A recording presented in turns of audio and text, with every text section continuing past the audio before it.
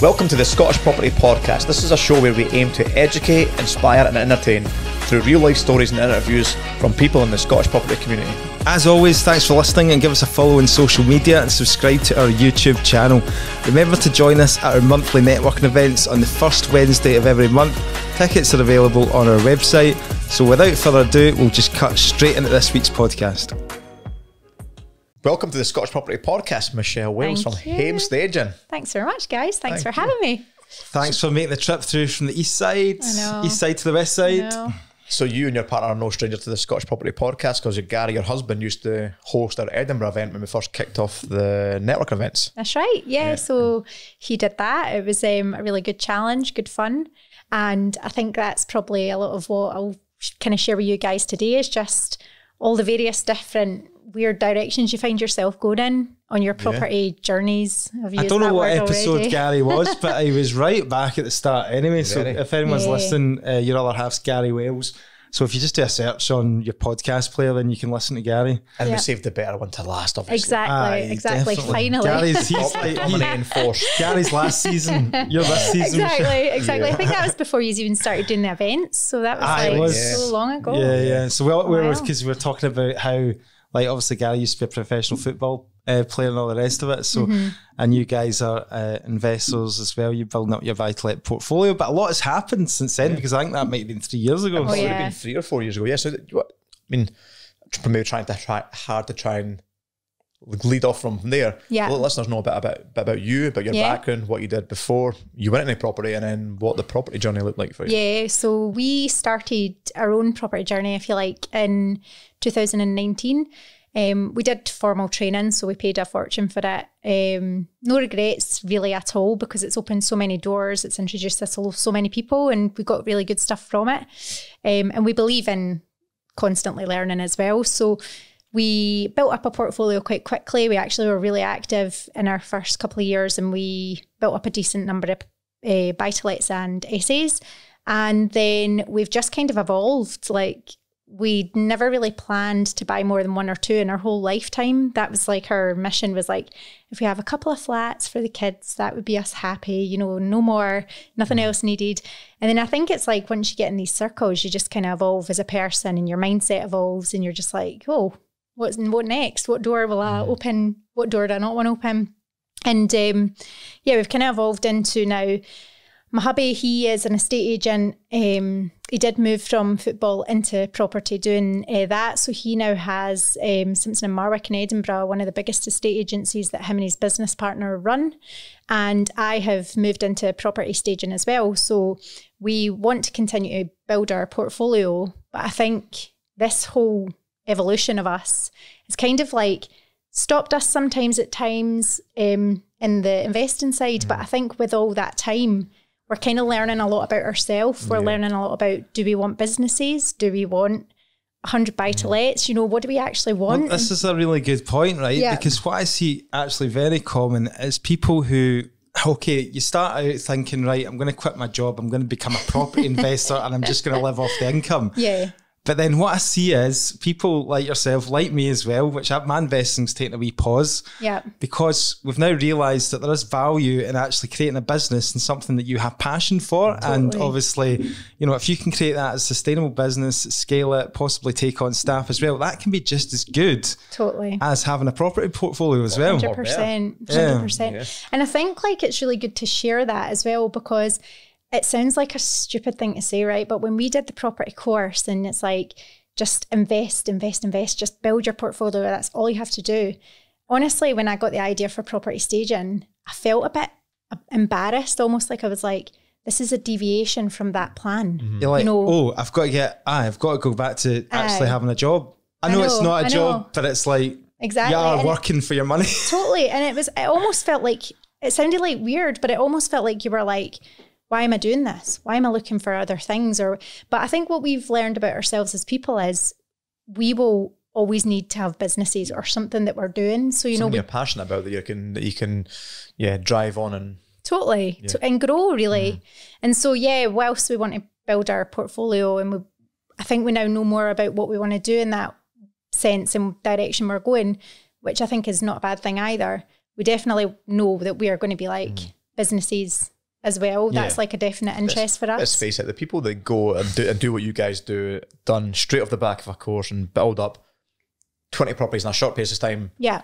You're not the type of people that are going to just go, okay, I can sit back and now, what do I do in the garage? Do I just go and play golf? I'm going to go and sit and have coffee in the garage. You're not going to do that. You've still got busy family life and you've got ambitions and you're what can we grow now? We achieved so much more than we thought we could. What's next? I know. I mean, Gary did have a phase of time like that where it was just like focus on building that. And I think he lost like purpose and direction, you know? So I think like having what we've literally got no time to think about purpose and direction. We're just like, we're going for it. But yeah, like we know that like we still feel like we're at the start and we're building.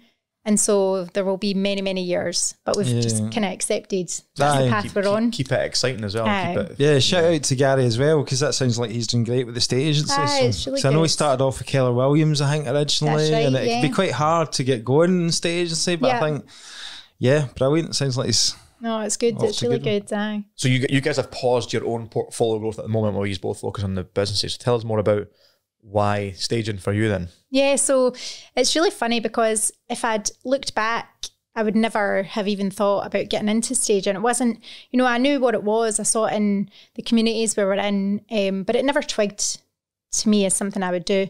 But we started to move more into the SA side of things with our own portfolio. And I think you just see how much it can change. Like the essays we have were pretty much buy-to-lets that we decided to just turn into essays. And I think when you see that, when you visualise something and it's so different once you furnish it, we just loved it. And we do have like quite a natural flair for like just how to make something look nice, how to make it look good. And then so we started kind of just playing with that idea, especially when Gary was in a estate agency. He would start promoting it to his clients. And it just kind of evolved from there. And then obviously with the network that we've got of investors, developers, everyone else, it's just kind of like, it's kind of grown and it's just getting your name out there and starting to grow it now. But yeah, I wouldn't have pictured it. It's not something I was like dreaming about 5 years ago or anything. So you have to keep an open mind. Is that something that like you kind of got excited about when you were just doing up the properties as well, like doing the refurbs and stuff like that? Was that the bit that you really enjoyed, like doing the kind of final touches and stuff? Yeah, it probably was. I mean, it's like everyone, like you hate it when it's at the rip out stage and it just looks so bad and it's always that shiny end product. You know, even when it was empty, I would always be like, oh, look at, you know, it's like the before and afters, you're always like so happy with that. But I think the staging just is like the cherry on top. So it's just like finishes everything off. And I mean, I love interiors. Like I didn't really realise I did, but like everything I watch, you know, if I ever watch TV, it's like all interiors based or about property or about something. So it is clearly a passion that we've been able to just turn into a business, really. What sort of content do you like watching out there? Just for people, other people who are into interiors and stuff like that, do you share any kind of like, is there any YouTubers, vloggers or Instagram pages that you like following that you get inspiration from? Yeah, I mean, the main inspiration for me was, have you heard of the guys, I can't remember the name of their program, but it was Studio McGee in America. Probably Brothers one. It's a husband and wife team. Right. And she basically just started off on Instagram doing things for her friends and family. And now she's got like one of the biggest interior design companies in America. Cool. And they just do these incredible homes, but their style is just so like classic, cool, effortless, but like so well put together. And I think that was what got like kind of gave me the bug as well, was just like just scrolling through her Instagram, just liking everything. It's quite a skill set though. I mean, I'm useless when it comes to that. Yeah. And I'll come up with a nice creative way of making a layout work. And as soon as it comes to filling this space, I'm like, oh no, colours or picking it. Like you can almost high level, yes, but I think it's when you see something really done nice, it's the small details that make a huge difference. You're like, wow, somebody has got a skill set in interior design. I know, exactly. And I think this is the funny thing is like, it's good that you know where your strengths or your weaknesses are, but there's so many people that think they've got an eye for interior design and they don't. Yeah. So that's why it's like, oh, just leave it to somebody that has got that eye, you know, because the thing is like when you're staging a home, you're not staging it for you. So you might, you know, somebody who's selling a house might go in there and think like, but I love this red leather couch, you know, nothing wrong with that if you love the red leather couch, but that's not going to appeal to your mass market of people coming through the door. They might not be able to visualize their own couch there. So it's like, leave it to the experts who know what they're doing. I had to scroll through my saved properties on Instagram, on Rightmove just a couple of days ago. And it was it was embarrassing when I look back at maybe like 8 or 9 years ago, some of the flips I was doing. It was like, there is no staging. Yeah. Like it was oak flooring, white gloss kitchens, and it was like plain left white walls, like nothing. And I suppose it was like, okay, you're just leaving a blank canvas, but staging almost wasn't a thing. Yeah. Yeah. Back then, and it became very, very popular, I think. And then obviously when you start looking into it, you can actually see how much more appealing a home could look when it's staged, and that can reflect in the asking price of a flip. Oh, totally. It can reflect, like, I mean, we always recommend get your staging done before you even get your home report, because even for the, you know, the surveyor walking round, you need to impress them as much as anybody else, you know, and even if that's only an extra wee 5% or something more on your home report, you've bumped it up a bit, you know, so. Pay for the staging. Totally. And I just think, you know, if you've gone to all that effort of doing a refurb, why would you leave anything on the table? You know, you've paid a fortune anyway. And I feel like it's just a lot of people that don't know about it, because there is a lot of people that are like, what is staging? Why would I even bother? But I think once you learn about it, even if you've not budgeted it in for this one, just don't make the mistake of continuing that, you know, just take it into account. I'd say it's like a no-brainer now. I mean, I went through a phase of doing a few flips, like maybe did 5 in a row or something like that, and I didn't stage any of them. Yeah. That was back like between 2014, 2017 or something like that. But now that I see what's possible and other people, what they're doing, if I did a flip again, it'd be an absolute no-brainer. Totally. I mean, I'm a letting agent as well, obviously, and even for the buy-to-lets, like we do have some investor landlords that use a particular sourcer, and as part of her service, she provides a staging setup as well for buy-to-let, and it's basic stuff, right? But what a difference it makes in terms of, number one, the marketing photos, right? And number two, the quality of tenants and the kind of tenant profile and reach and number of inquiries that we get as well, because it looks complete rather than just having empty rooms on your listing. And I mean, I get it. Like, I'm not too sure if I'm convinced on the buy-to-let personally, because okay, if you've got a kit where you're getting it in there just for the market and then getting it out and on to the next one, then I think that could potentially work. But I just rent out most of my properties are unfurnished, because I don't want that having to like reinvest all the time. It's the maintenance, you know, for the buy-to-let. Yeah, totally. Would that's a staging kit then you put into the properties and then for the photos and then remove it all again. So they're almost getting a false sense of what they're actually buying when they go and view it and they see it beautifully. Aye. It's almost like the new build homes, isn't it? They'll stage their show homes, and then when you buy one, you get no carpets, no tough, nothing. So there's definitely a thing in that, just for marketing and viewing purposes. But I'm wondering, as a buy-to-let investor, would you not invest one staging kit, stage all your properties for the initial photos, and can these photos not be used as marketing photos for every tenant change over all the time? Yeah, you can do that. Obviously, there's one of the bits of feedback we get from prospective tenants is like, this place looks like nothing like it does in the photos. Do you know what I mean? So you've got to kind of watch that balance, that you're not kind of selling somebody false advertising sort of thing. But you almost are when it's staged beautifully. You almost are, because it looks stunning. It's, you know, couches, furniture, green plants everywhere, and it looks the part. And then when you pull that out, it looks like a empty shell. The buyer gets the keys on completion day and all that. But I think that's what shows you the beauty of staging, actually. Like, if you flip it on your head, because there'll be a lot of families that are like young families, and even if it is a buy-to-let, but even if it is a property that you're buying, right? You might have bought a house that needs work, that if you see it staged and you can see that it can be beautiful, and it will be beautiful when you move in, you can see past the fact that you want to replace the kitchen or that you might need to change a carpet, and you can be like, I can make this house beautiful. So I've spent all my money on buying it, but I've seen it looking incredible. And I know that if I put in a wee bit of effort, I can do that myself. And sometimes that's enough to just make somebody go from, I'm not sure, I'm on the fence, to like, I'm having it and I'm putting my all into it because I know that I can make it a beautiful home. It makes them realise potential as well. It's interesting. So like when I'm talking about the buy-to-lets again, just because that's what I do, right? But I'm talking even little things. So a kitchen, for example, you could just put like literally a plant in the corner and like a tea towel or something over the oven. Just like 2 or 3 things in a kitchen.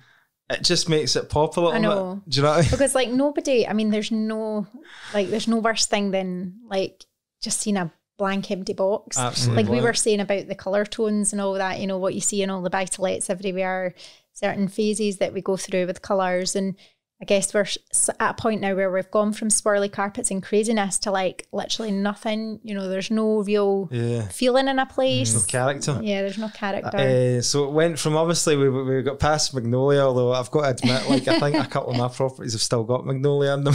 Well, once it's there, it's hard to switch it up, isn't it? I'm sure Magnolia's coming back. You're kidding me. They do still sell it by the 15-litre tub, I'm sure. So somebody's buying it. Do you know what I mean? Somebody's buying the Magnolia. The old school landlords. Better than my Magnolia. Oh, Maggie. I remember you did a presentation on the group maybe about a year or two ago, and it kind of changed my mindset on even flips by the use of staging, because I think I first used staging when I struggled to sell a property, and it was a small cottage, and you know, you almost couldn't see the space working right, and it sat on the market for a couple of months. It was on a bridging loan. I thought, fuck, I'm going to have to go and buy the bullet here and get a staging company to do it, and it transformed it. You could see how a couch fitted, even though it was a weird shaped living room. You could see how it worked, and you could see how the bedroom worked, and it completely helped it. I wish I'd done it right at the start, and almost gave me that staging as at the back end of the project, make sure you've got enough money in your budget for a staging. However, when you've done that presentation, you totally convinced me or blew my mind, changed my mind on something else completely, whereas you didn't really need to do the reverb as much. If you make the design aspect, the design flair that you've got, you can almost leave the kitchen as it is and the bathroom as it is, decorate it throughout, and then the use of furniture almost takes your eyes away from it because it looks so beautiful. And I thought, wow, like I'd looked at that empty property and says, I had to spend 40 grand renovating, and you've went in and put, I don't know, 5 or 6 grand of furniture in it, which you can probably remove again. And it looks like we get the same result. And I think that's what's incredible is like, I'm not just getting investors and developers. I am, because of like the estate agency ties I've got as well, and the network and building there. We get just Joe Blogs looking to stage now, which is like the best thing, because I feel like that is definitely an untapped market. Probably most people don't have a clue what staging even is. And that particular one was in a executory case where it was a family, so it was a totally sensitive situation. They didn't want to do a big refurb. They were going to rip out carpets. They were going to paint everything. It had like, the living room was like a really nice, like really, really subtle pink hue. One of the bedrooms was like a subtle green hue. And so like you would think refurb it. And I know for a fact, because it had all the older furniture in, if they'd left it as is, someday an investor would have walked in and would have just been like, cheeky offer. Like 30, 40 grand less. Which is what we all do, right? So I totally get it.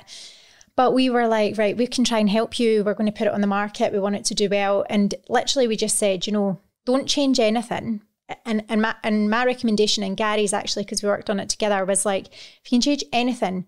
They had like an old style kitchen, you know, the ones that you always see, the wooden ones with it's kind of shaker, but like from like 40 years ago or something. With the brown, funny brown wood. And we were like, literally just get someone in to paint the units like a kind of off-white. And I sent some pictures and stuff for inspiration. They got someone in to do that, and then we staged it. And it went like way over home report because somebody could just see. So basically what you've done there is you've potentially opened up a whole new market to that seller. Totally. Whereas beforehand it probably would have struggled, and you would have been, you know, it would have been mainly investors coming in offering lowball. Totally. But I know. It was nice as well, because it kind of meant that those people could just move on quickly. It wasn't going to sit there and struggle in the market. And it means that like that family moving in, even if they want to change that kitchen, again, it looked nice. You know, it wasn't, a few years, they didn't have to rush in and be like, I'm going to rip out the kitchen and put a new one in. They were like, actually, this looks quite nice. I think as long as it's functioning and it's like, you know, it's in good order, because you can get things that have been well looked after that are old. And they're really good. Like a lot of the older quality kitchens and bathrooms and all that, they were made quite well. Made well. It's the styling that changes quite a lot. The colour scheme, like we looked at a house back, hasn't it? It was looking over 700 grand, and we're looking at it going, and the woman's loving the kitchen. It was built 15 years ago. I'm like, it's getting to that dated age stage. She goes, oh yeah, it's a designer kitchen. It costs 47 grand, and it's solid walnut. Now walnut in the wrong setting looks a bit dated, and I'm like, that looks dated, but you'd feel horrendous ripping out a 47 grand kitchen, replacing it. I'd put in a few grand magnet kitchen or something, you'd be like, fuck. But then, like you say, there's 3 things that you can get painted, or you can wrap it, and then all of a sudden it's functional, it's fit for purpose. Was that in your house that you're in at the moment? No, there's one we looked at recently. One that you looked at. It was, so you think they're moving again? Of course, I'm always. No way, man. You've got you're like us. We're like gypsies as well. We love moving. But it shows the power of staging, doesn't it? It shows that it's there not just for the investor or the developer, but it's not an American thing though that's came over. Yeah, I think it's seems to be really popular in America, and even in places like Australia, staging is just like a given. People just stage out, and everybody knows that that's what you do. I think it's so funny that people don't understand it here, but I guess it's maybe, it's just we've not got into that yet, and I think it's becoming more well known. If I'm just a regular house seller, right, and I don't have a clue what staging is, and you're obviously trying to get my business, how do you kind of describe it? Have you got a way of putting it in simple terms for people, or how do you describe the benefits? Yeah, I think it's just like, it's the really simple stuff, because it's what you need to do when you hit the portal, and it's so much more obvious nowadays, is you need to make somebody fall in love with that property. Number one, you need to get them through the door, because that is the first thing that people are going to see is on your property on a website. So it's like clickbait initially. So if the property stands out online, which it will with staging, it won't look like other things, then that's the first attraction for people. So that's the first thing. And then the next stage for me is like, how do you make them feel when they walk through the door? Because I know there's a place for virtual staging, and I totally get it. But for me, it's a journey, like from getting that person interested to getting them through the door. There's nothing worse than walking through a set of doors, and if you've seen something, opening the doors and going, oh, like that, like you do not want somebody to walk through the disappointment. So basically, they've booked that viewing on the premise off the back of seeing the photos of what you've, exactly. Like, and if they're walking in, there's nothing there, you're like that. And even if it's a beautiful property, and even if it's refurbed really nice, there will still be, even though you don't think it, there will still be, a disappointment on walking in, because it's not exactly as you envisaged. And how are you seeing that? Obviously, you're in the circles with estate agents and stuff like that. And how's that whole virtual staging thing panning out? Are people using that? Is that becoming more and more of a thing? Or? I think people do use it. I think people who don't fully understand or appreciate the value, which I know it's a big jump, so I always say to our clients, it is a leap of faith, and I totally don't hide that. And I'm like, it's not like it's cheap, I understand. But it's a really good investment, and it will. So what are the sort of things that go through people's heads? Do they think like, oh, well, I'm plucking figures out the thin air here, but just say it's like, I don't know, £1,500 or something, or two grand or whatever. Are people thinking, oh shit, is that another cost like that? Is that money I'm not going to get back? And I think that's where the mindset needs to change, doesn't it? Totally. And I think that's what people, it's like everybody, I think Brits are renowned for just like not wanting to pay for anything really. They want their bang for their buck, don't they? They want the most for nothing. I know, and I think sometimes, like, I can understand it's a cost they've not even thought about. Most people, if somebody presents the idea of staging to them, they're like, why would I'm going to pay another, and I'm paying my estate agent, and I'm paying a home report, and it's another cost. But I think if you can have that conversation about how they will, they will see that on the back end. It will increase their offer, it will increase the interest, the number of people coming through the door. So it's going to create more for them. Part of the problem with your services that I've often found with staging is that it's very hard to prove like what value you're adding, because it's not as if you can say, right, we staged that property, it's exactly the same, and then we didn't stage that one, and that's the difference in price we got. Yeah, it's hard to kind of. Interestingly, though, there are reports and things available. I don't really do my own metrics as such in terms of recording, but you can see how things do. And the fact that we've taken stuff on that's not sold and it sells the minute you stage it. It's proof in the pudding enough. But there are actually industry reports and stuff which are pretty good, and they come out every year. And there's various different stats about like how much quicker properties sell, how much percentage it could add to your end value and all that kind of stuff. So I agree, it's so hard to quantify, but there are measurements, and I think it is getting stronger in that sense. And in the industry, which is good.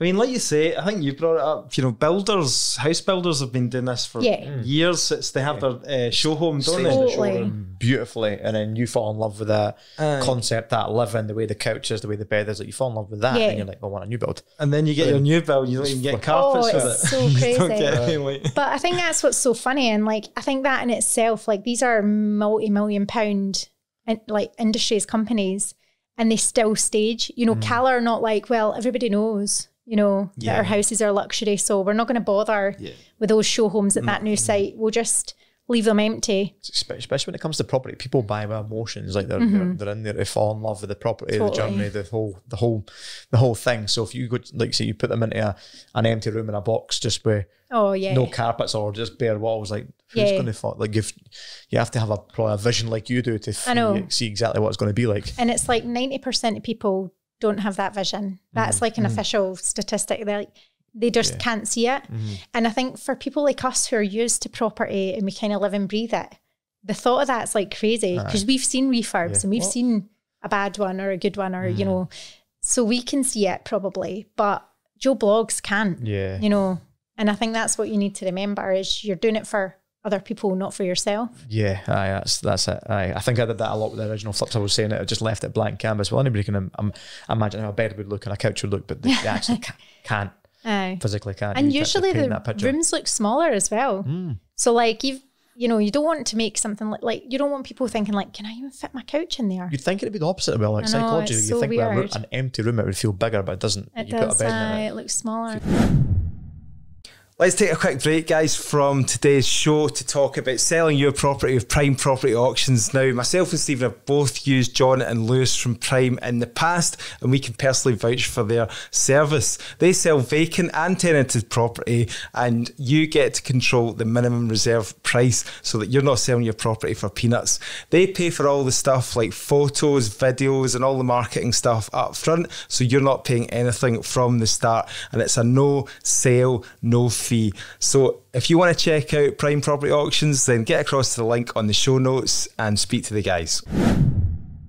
Give us some kind of insights then into kind of like, you know, if you're pulling out your toolbox of a staging kit, you know, what are your kind of secret weapons of things that really work? You know, like, is there you know, would it be the furniture? Would it be the cushions? Would it be the colour? Would it be the wall art? Is there any things, or is it all important? It's all important, but I think there's certain things like we try and do stuff so it's got a certain flow, and I try to make stuff look as though they're not completely staged, that there could be lived in. You're kind of left guessing potentially, is this a lived-in stage or not, you know, house or not. But I think there's certain areas where you need to really focus on, which is the lounge area, the dining area, and the principal bedroom, because that's, you know, that space is the space where you're going to be living your whole life. And then the principal bedroom, those are the people who are spending the money, and that's whose heartstrings you've got to pull on.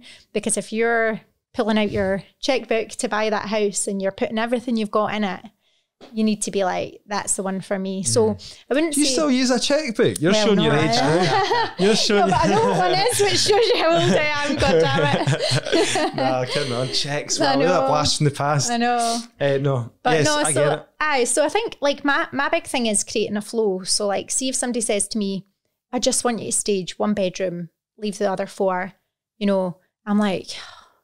You can't do that. Like, that's a half. You've got to be able to walk in through every room and to be like, I get this. The same colour palette or the same... similar colour palette, similar styles, just things that complement each other, which is why even in that kitchen scenario, we're like, you know, if you just paint this a really nice neutral, and we, like, you know, our staging is quite neutral and I think quite like sympathetic to the property, and it's not screaming, it's just kind of saying, look how nice this is. What's your, just while we're talking about your staging, where can people follow you? Because I always think when people are listening to the podcast, it's always good just to go and have a look at your stuff. So I am on Instagram mainly, and it's Michelle at Hame, so Hame. Cool. And then Hame Staging, which I think is Hame _ staging or something. Nice, yeah.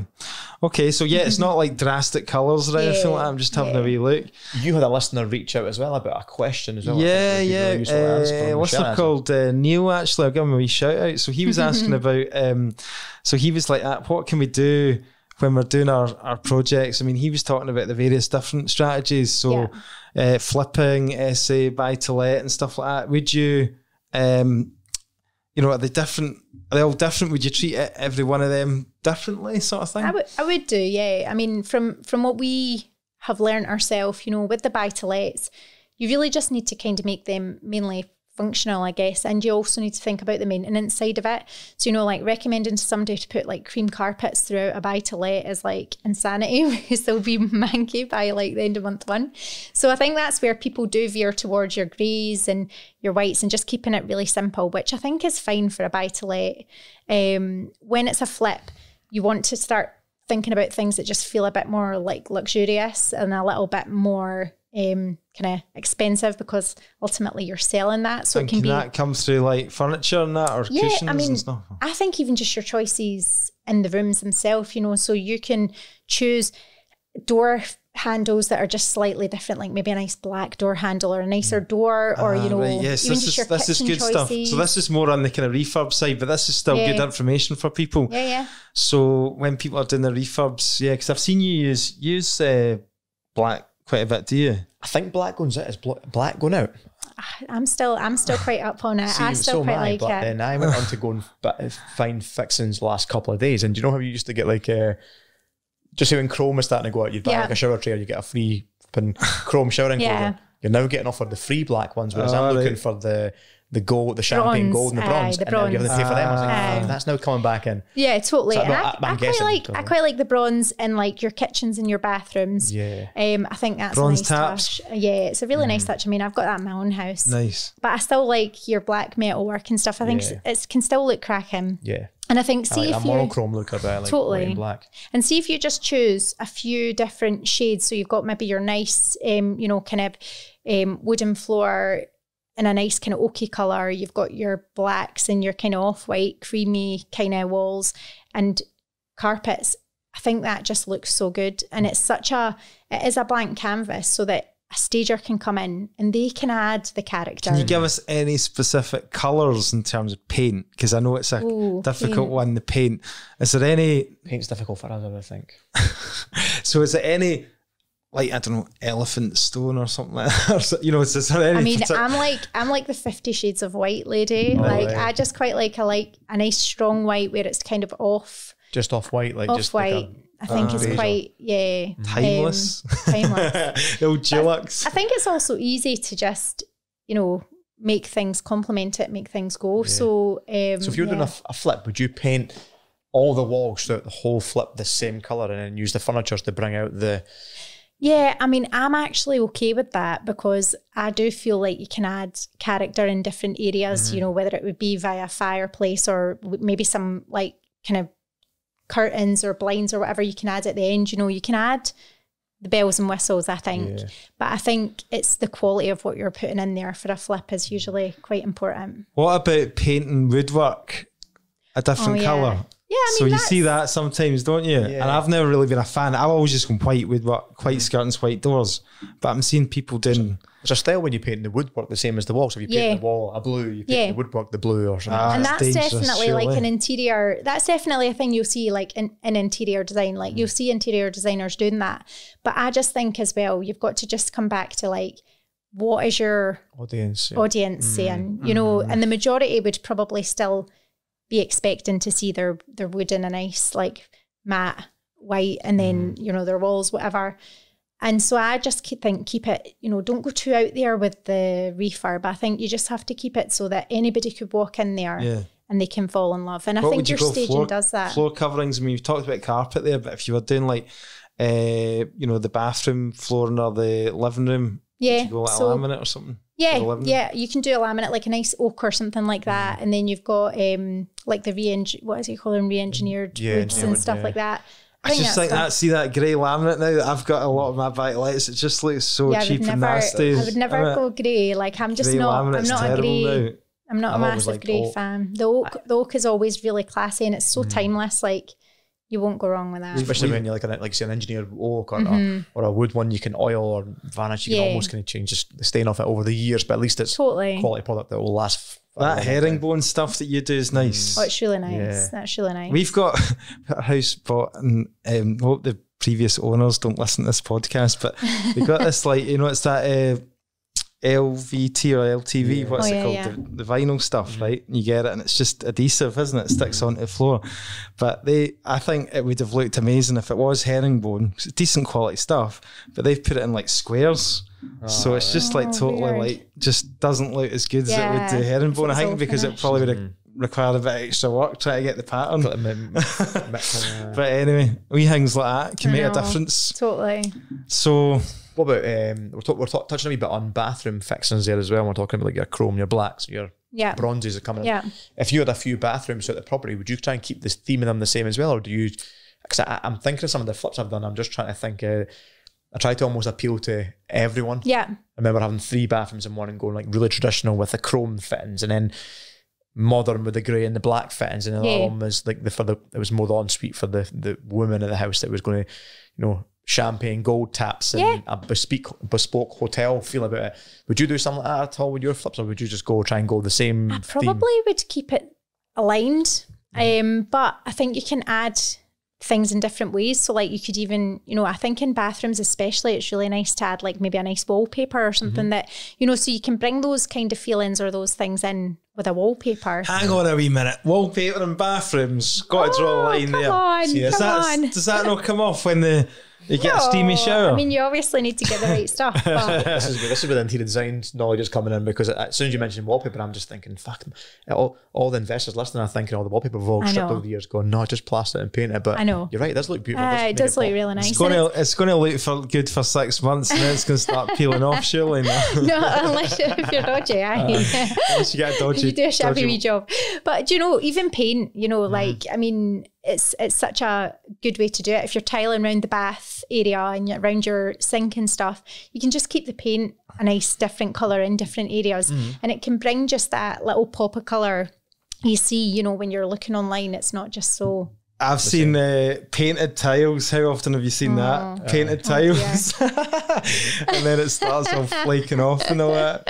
I was laughing at my wife. She's painted tiles in our house. The cottage that we renovated, half-ass renovated. Aye. Like, what are you doing? But in all fairness, it does look good. Look good until and then after the seller picks it up and it starts chipping off. Same with painting your decking. Don't ever recommend painting your decking. No, you're starting a big job for yourself there. I'm sure we've done that in our garden and it didn't end up well. Aye, it's every year you're back at it. Whereas if you use just the clear oil, decking oil, much better. Much more natural. Composite decking. Composite. Obviously, if you're in Stephen's class, which has got a hot tub on it. I used to shut down completely because there's no way I'm paying composite. But see the way the wood prices went, I compared it recently, maybe about 5 or 6 months ago, and composite decking, when you found it online cheaper, was almost cheaper than the wood decking. You wouldn't need to paint it at all. That's good stuff. Definitely. Aye.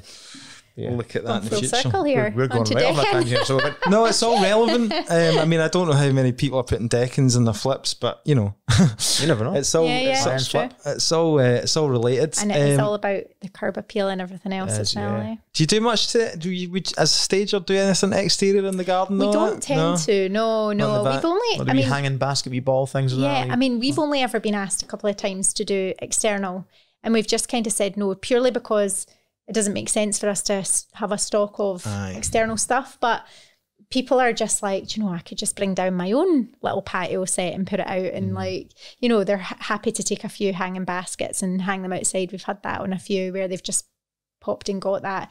And it's just tiny wee things. You can just finish things off. And it does make a difference. I had to chuck my patio furniture in the back of the car to Trish Crooks in Aberdeen, because we all, back to lights in Aberdeen were just flat. So even when she had her staging kit, it was all interior staging. And then she had a house. She was like, I've got to buy garden furniture.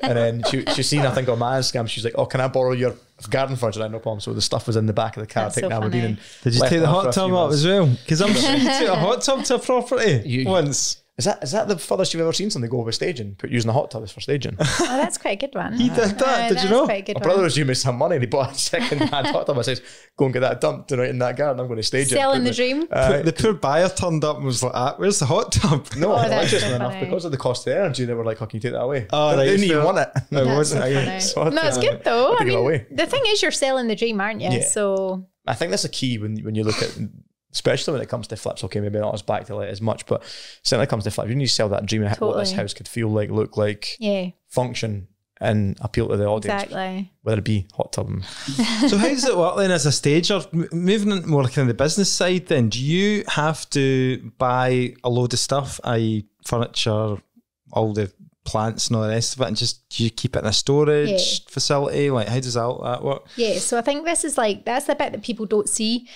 It's actually pretty hard graft, and I think anyone that's like bought an essay and tries to do it themselves will know, like, I mean, for like, I remember when we did our own essay, it took us probably about 3 weeks to get everything because we just didn't know what we were doing, and it was such a painful process.